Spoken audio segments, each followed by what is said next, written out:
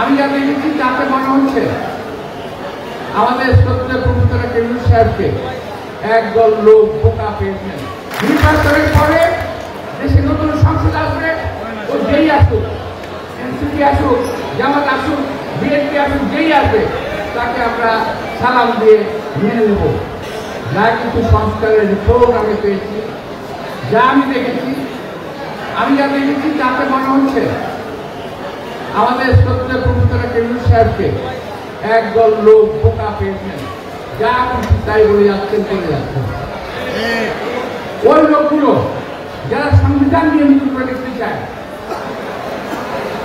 এবং জাতীয় যে 6টি সংস্কার কমিটি রয়েছে, এই সংস্কার কমিটির প্রধান কারা? আপনাকে দয়া করে চিন্তা করে দেখবেন, কোনদিন তারা কোন একজন মানুষকে একবেলা ভাত খাইয়ে দিচ্ছে না কোন না। ওদের হাতে, ওদের কলমে কোন সংস্কার আমরা সহজে মেনে নেব না। আমরা সংস্কার করেন, আমরা কারেকশন করব।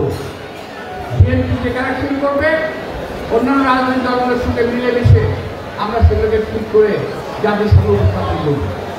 কিন্তু ওই সমস্ত তথাকথিত বুদ্ধিজীবী আমদানিকৃত লোক যারা এই দেশের নাগরিক পর্যন্ত নয়, তাদেরকে দিয়ে আপনারা করবেন আমরা মেনে নেব, এটা কিন্তু ঠিক নয়। আমি গতকাল যেটা দেখলাম, আজকে যেটা দেখলাম, কিন্তু কাগজপত্র হাতে কাছে আসছি তো, দেখার পরে পড়ার পরে মাথাটা খারাপ হয়ে গেছে। এই দেশের সাধারণ মানুষের হাতে আর কোনো ক্ষমতা থাকবে না। এই দেশের সাধারণ মানুষ ভোট দেয়, একজন এমপিকে, এমপি মন্ত্রী হয়, ক্যাবিনেট পার করে, সংসদ দেশ চালায়। যা দেখলাম আমাদের সংস্কারের মধ্যে, ওইখানে রাজনীতিবিদদের কোনো দাম নাই। যারা ভিক্ষুক একটা বেলা ভিক্ষা দিতে যান না, এমন সমস্ত লোকজনকে এনে ওখানে বাস্তব করা হচ্ছে। বিনা ভোটে এই দেশের মানুষকে পরিচালিত করার চেষ্টা করা হচ্ছে, এমন কিছু আমি দেখেছি। আমার দেখা ভুল, কিন্তু যদি থাকে দয়া করে ওই ধরনের অপকর্ম অপকৃতি করতে যাবেন। দেশটা বহুদিন পর একটা সংস্থায় নিঃশ্বাসের কল্যাণে দেশের মানুষের কষ্টে শান্তির মুখ দেখেছে। দয়া করে দেশকে অশান্তির দিকে ঠেলে দেবেন না।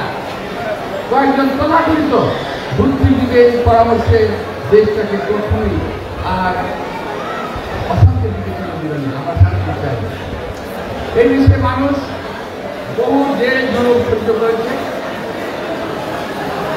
আমরাও বহু জেল করেছি রে ভাই, বহুদিন। আর জেল খাটতে চাই না।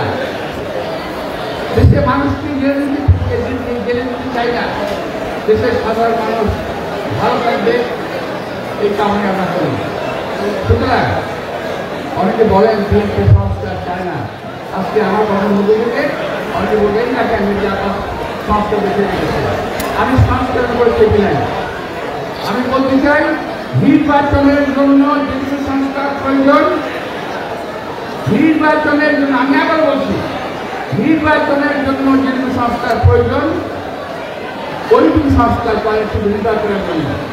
নির্বাচন করার পর, নির্বাচনের পরে দেশে নতুন সংসদ আসবে, ও যেই আসুক, এনসিপি আসুক, জামাত আসুক, বিএনপি আসুক, যেই আসবে তাকে আমরা সালাম দিয়ে মেনে নেব।